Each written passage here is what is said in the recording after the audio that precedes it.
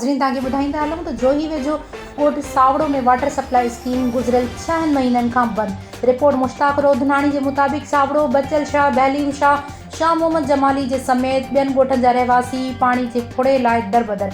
ॻोठ सावड़ो में मेन टांकी अॻियां फहद रोधनाणी, आसिफ रोधनाणी, गुलशेर रोधनाणी ऐं ॿियनि पारां इंजीनियर नज़ीर शेख ऐं सब इंजीनियर गुलाम हुसैन पंवर ख़िलाफ़ हथनि में जरियूं खणी एहतजाज कयो वियो। इन मौक़े ते अॻवाननि चयो त ॻोठ सावड़ो वाटर सप्लाई स्कीम जी लाइन में सिर्फ़ 300 फुट पाइप न हुजण करे लाइन बंदि पयल आहे।